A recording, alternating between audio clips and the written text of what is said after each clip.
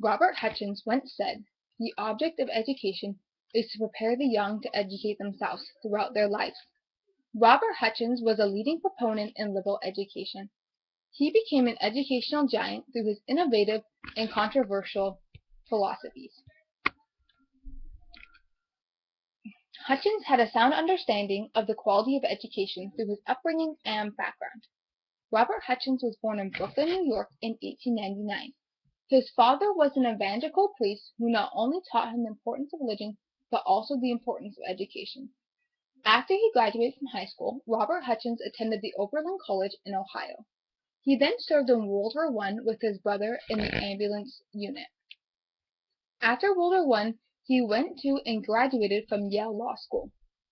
He expressed interest in education during his time, not only through his dedicated studies, but also in his acceptance speech of the DeForest Prize, a prize which focuses on education.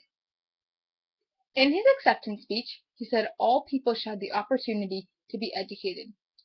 Shortly after, Hutchins was named dean at the law school. Through this position, he began to formulate his ideas on education. In 1929, he became the president of the University of Chicago, where he began to transform and implement his ideas of a liberal education. Throughout his life, Hutchins was on various boards, including the Ford Foundation, the Fund of the Republic, and the Board of Editors for the Encyclopedia Britannica.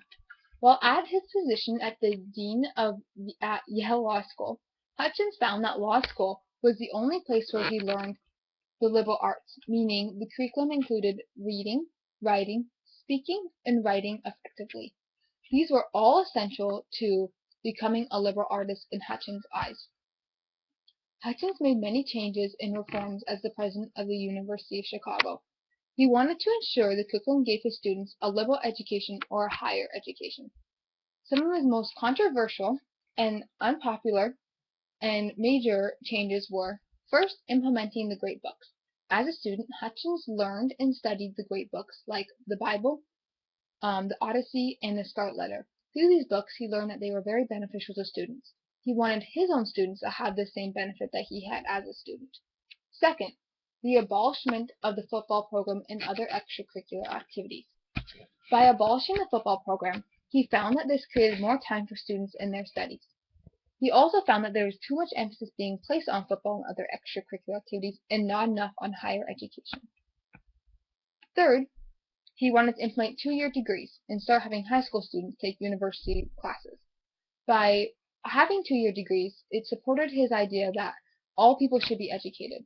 It also cut down on the cost of people who wanted a university education. He also wanted high school students to start thinking about their future and to start enrolling in university classes. This would make continuing education that much easier and simpler for high school students. Fourth, he reorganized the undergraduate programs into biological sciences, humanities, physical sciences, and social sciences. Along with this, he decreased programs that dealt with over-specialization in topics.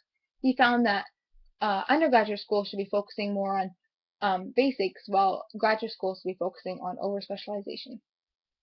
To Hutchins, all of these aspects contributed and made the university a liberal education school.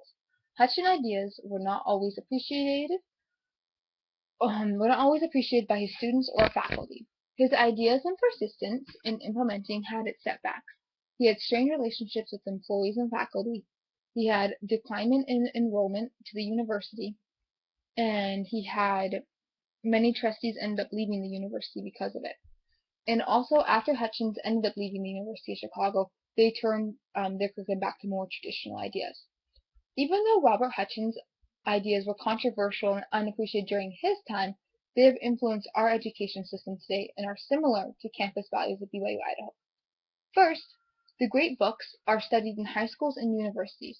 Students can learn so much and benefit from these great books.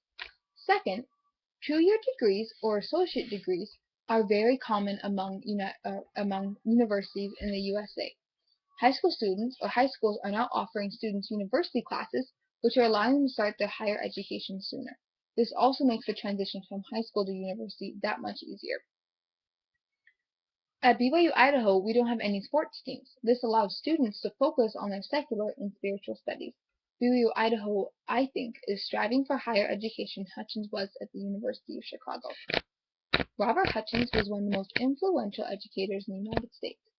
Due to his work in liberal education is now promoted throughout all education systems.